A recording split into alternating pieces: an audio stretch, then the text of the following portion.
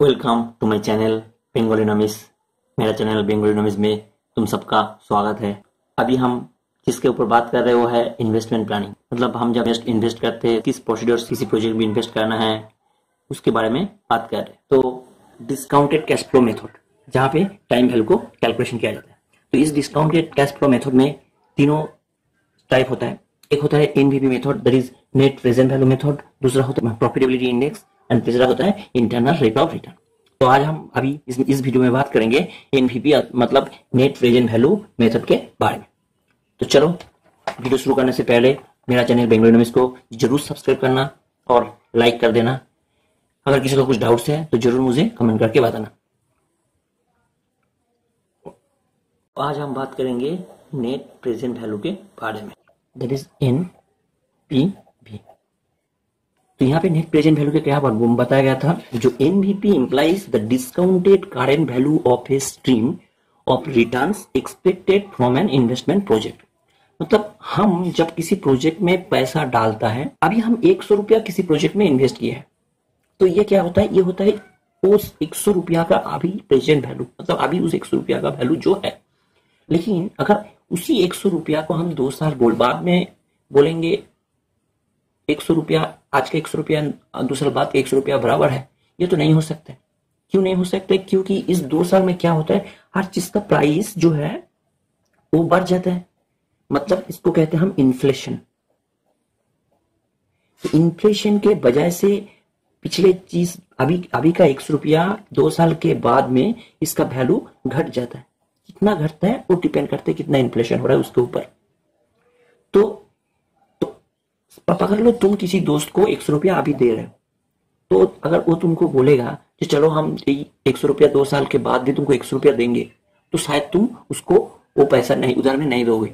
लेकिन अभी तुमको 100 रुपया दिया हो, लेकिन वो अगर बोले जो तुम 2 साल के बाद तुमको 120 रुपया देंगे, तो शायद तुम उसके साथ एक म्यूचुअल बेनिफिट की बात करके आ सकते हो। तो यही होता है present value and future value. क्योंकि हमको पता है अगर हम 100 रुपया किसी बैंक में रखेंगे, किसी बैंक में 100 रुपया रखेंगे, तो इसका मिनिमम सेविंग्स के हिसाब से 4% रेट ऑफ इंटरेस्ट है। तो ये 1 साल बाद 104 रुपया होगा। एंड सिमिलरली 2 साल बाद इस 104 के ऊपर 4% के हिसाब से तो 8.6 रुपीज।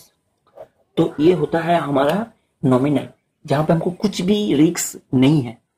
सिर्फ 100 रुपया हम बैंक में डाल दिए, इस 2 साल के बाद हमको इतना रुपया मिलेगा। तो ये हो गया हमारा करंट 100 रुपया, एंड 2 साल के बाद ये होगा। इसको कहते हैं, इस 100 को कहते हैं प्रेजेंट वैल्यू एंड इसको कहते हैं फ्यूचर वैल्यू। तो इसीलिए हर चीज को डिस्काउंटेड करना जरूरी है। लेकिन अगर हम बोलेंगे 2 साल के बाद 108 रुपया, अभी का कितना रुपया, तो अभी होगा 100 रुपया। तो इसीलिए एक्सपेक्टेड फ्रॉम किसी प्रोजेक्ट में डाल रहे हैं तो उस पैसा को रिटर्न आएगा। तो अभी हम 1 लाख रुपए किसी प्रोजेक्ट में डाले हैं, तो 10 साल के बाद शायद फर्स्ट साल में हमको 50,000, सेकंड साल में हमको 30,000 रिटर्न दिया। तो ये किसका मतलब क्या, मेरा पैसा करीबन आ गया। लेकिन तो ये तो नहीं हो सकता, क्योंकि अभी का 1 लाख रुपया 10 साल के बाद 1 लाख रुपया कभी भी बराबर नहीं हो सकता। तो इसीलिए नेट प्रेजेंट वैल्यू कैलकुलेशन करना जरूरी है। तो नेट प्रेजेंट वैल्यू कैलकुलेट करके अगर पिछले जितना पैसा हमको फ्यूचर में मिल रहा है, उस फ्यूचर का पैसा से अगर मुझे अभी जितना डाला है उससे ज्यादा हमको डिस्काउंटेड करके अभी ज्यादा होगा, तो हम उस प्रोजेक्ट में मेरा पैसा डालेंगे। अगर कम होगा डिस्काउंटेड करने के बाद, तो हम शायद उस प्रोजेक्ट में मेरा पैसा नहीं डालेंगे। नेट प्रेजेंट वैल्यू कैलकुलेशन करने के लिए कुछ फॉर्मूला है। वो क्या है, नेट प्रेजेंट वैल्यू का फॉर्मूला होता है R1 by 1 plus R plus R2 by 1 plus R whole square plus R3 1 plus R cube plus करते करते Rn टाइम तक 1 plus R to the power n। ये हो गया माइनस हम जितना पैसा फर्स्ट में प्रोजेक्ट में डाले हैं, ये हो गया C।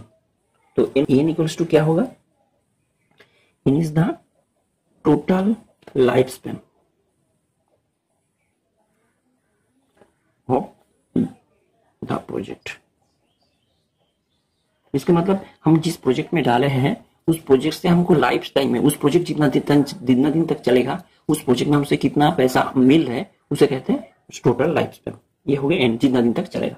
उसके बाद क्या आता है आर, रेट ऑफ डिस्काउंटेड। और ये रेट ऑफ डिस्काउंट और मिनिमम एक्सपेक्टेड रिटर्न क्या होता है? मिनिमम एक्सपेक्टेड रिटर्न वो है जो मुझे मेरा पैसा से विदाउट एनी रिस्क मिल सकता है। जैसे हम यहाँ पे दिखाया, जो एक बैंक 4% इंटरेस्ट, मिनिमम सेविंग्स में 4% इंटरेस्ट देता है, तो हम कभी एक 100 रुपया या तो 1 लाख रुपया हम बैंक में डालेंगे तो विदाउट एनी हेडेक, किसी चीज का हेडेक लेने की जरूरत नहीं है। मुझे 1 साल के बाद वो पैसा 1 लाख रखेंगे तो 1,04,000 रुपया ऐसे ही मिल जाएगा, कोई हेडेक लेने का जरूरत नहीं।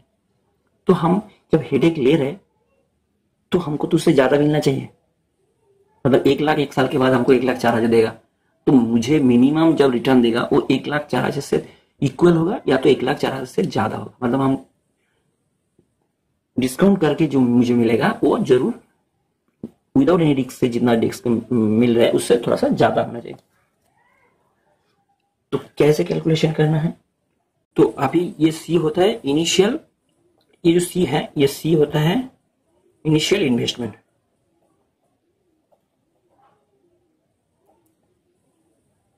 ओके, तो अभी हम एक एग्जांपल के जरिए इसको हम दिखाएंगे कैसे एनपीवी कैलकुलेशन किया जाता है।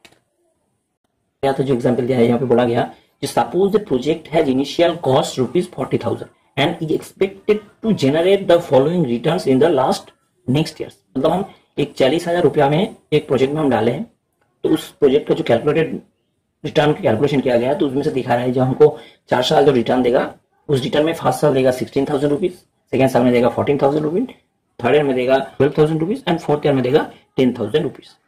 And the expected minimum rate of return, that is rate of interest is 10%. Now calculate the NVP of the project. Okay? तो चलो अभी कैलकुलेट करते हैं। तो प्रेजेंट वैल्यू, तो प्रेजेंट वैल्यू क्या होता है ना, हमको जब फर्स्ट ईयर में 16,000 रुपया मिलेगा 1 साल के बाद, तो उस 1 साल के बाद 16,000 का अभी कितना वैल्यू है वो कैलकुलेशन करना है।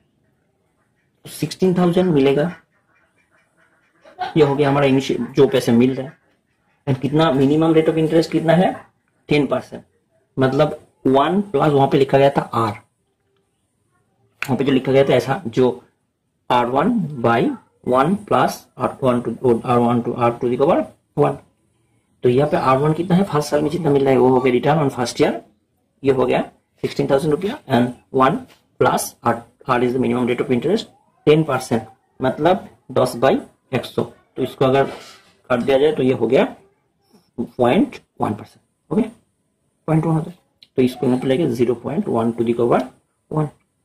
तो यहाँ पे हम लिख सकते हैं 16,000 divided by 0.1, that is equals to 14,545.45 rupees. तो इसका मतलब क्या है, फर्स्ट ईयर में जो 16,000 रुपया हमको मिल रहा है उस 16,000 का अभी का वैल्यू होगा 14,545 रुपया 45 पैसा। तो ये हो गया हमारा फर्स्ट ईयर का प्रेजेंट वैल्यू। अभी सेकेंड ईयर में कितना, और सेकेंड ईयर कितना होगा प्रेजेंट वैल्यू में सेकेंड ईयर में कितना मिला है 14,000 रुपया, 1 plus R to the power, ये जो टाइम है या पेन जो था ये जितना दिन तक चलेगा, तो फर्स्ट 1 साल के लिए काम, 1 साल के बाद मिला है, तो ये 2 साल के बाद मिला, तो 2 साल से पहले काम करना, 2 साल को डिस्काउंट करना है, तो यहाँ पे 2 बैठाएंगे, तो यहाँ होता है 14,000 divided by 1.1 to the power 2, that is equals to, यहाँ पे हम बोला था R1, यहाँ पे होगा R2 return in second year divided 1 plus R to the power 2। So 1 plus 1 is 1 plus 1 r equals to 0.1 और 2 equals to 14 है। तो ये हो गया 14,000 डिवाइडेड बाई 2 1, 11,520 रुपीज 0.24 रुपीज। तो 2 साल के बाद मतलब 14,000 अभी का वैल्यू 14,000, 2 साल के बाद हमको जो 14,000 रुपया मिलेगा उसका अभी का वैल्यू है 11,570 रुपीज 24 पैसा। सिमिलरली R3 कितना होगा, थर्ड ईयर में कितना मिल रहा है हमको 12,000 रुपये, तो R3 इक्वल्स टू उसका जो प्रेजेंट वैल्यू होगा, प्रेजेंट वैल्यू R3 फ्यूचर में जो मिल रहा है R3, यहाँ पे R3 में कितना हो रहा है 12,000 रुपया divided by 1 plus R equals to 0.1 to recover cube equals to कितना होगा, तो ये हो गया present value of third year 12,000 divided 1 plus 0.1 to recover cube equals to 12,000 divided, এটা হলো থার্ড স্টেজ, এটা পেলাম। एंड साल के बाद में जो मिला है वो 10,000 रुपया, तो 10,000 को हम डिस्काउंट करेंगे, 10,000 1 प्लस 8 टू 6,830.13। तो ये अभी उस पॉइंट को हमको बैठा अभी उस फॉर्मूला में बैठना है। तो net present value equals to ये हो गया हमारा R1 का जो वैल्यू है, ये हो गया फर्स्ट वैल्यू R1 इक्वेशन लिखा था, that is 2545.45 plus 11,570.24 plus 9,015.77 plus 6,830.13। এটা আমি रिटर्न पर चाहिए, हमको रिटर्न में मिल रहा है, माइनस इससे हमको कितना निकलने के बाद देना, तो यहाँ पे नेट प्रेजेंट वैल्यू के बाद जाएगा में हम हर साल में जो रिटर्न मिल रहा है उसको बैठा है। एंड ये हमारा इनिशियल कॉस्ट है, मतलब हर साल में हम 10,000 रुपया करके इन्वेस्ट किए हैं उसका कॉस्ट है। तो ये होता है हमारा 41,961 रुपीज माइनस टोटल कॉस्ट 40,000 रुपया। तो इसको नेगेटिव कर देंगे तो होता है 1,961.59 रुपीज।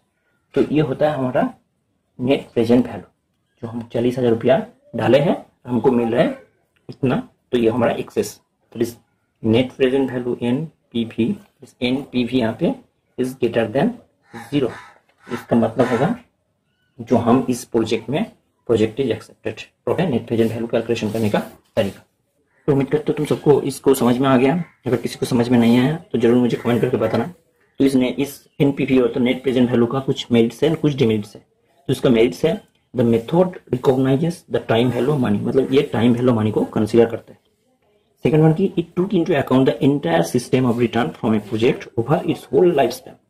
यहाँ पे जितना सारा लाइफ में जितना पैसा देता है इसको अकाउंट में, तो इसको हिसाब में कंसीडर किया जाता है। And the third one the denominator of each discount changes with every passing year, this implies longer the time span higher the discount rate, मतलब हम जितना टाइम स्पैन जितना ज्यादा होगा, मतलब ये रिटर्न जितना दिन तक देगा उसका डिस्काउंट रेट भी उतना ज्यादा होगा। फोर्थ वन की the interest of the share holders is also looked after this method, यहाँ पे हर शेयर होल्डर का इंटरेस्ट को कैलकुलेशन किया जाता है। It is simple and easy to interpret, इसको आसानी से काम कैलकुलेशन किया जाता है। एंड द सिक्स्थ वन है it can be used to evaluate alternative investment proposal, मतलब दूसरा कुछ जो इन्वेस्टमेंट प्रोपोजल है उसके हिसाब से इसको इवेलुएट किया जाता है। लेकिन इसमें भी कुछ लिमिटेशन है, जो लिमिटेशन है वो है the calculation process of NVP is very complicated, इस प्रोसेस को कैलकुलेशन करना बहुत कॉम्प्लिकेटेड है।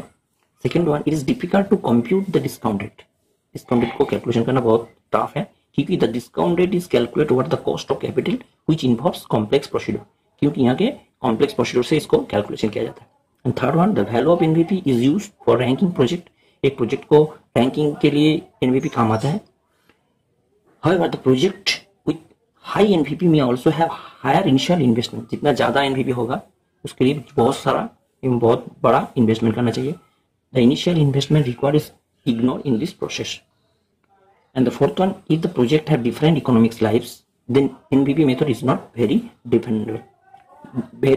इसका क्या होता है ना, अगर इसका दूसरा कुछ ऑल्टरनेटिव रास्ता है तो ये NVP उस तरह से कैलकुलेशन नहीं किया जाता है। तो उम्मीद करता हूँ तुम सबको ये वीडियो समझ में आ गया। अगर किसी को कुछ डाउट्स है तो जरूर मुझे कमेंट करके बताना। Thank you for watching this video. Thank you.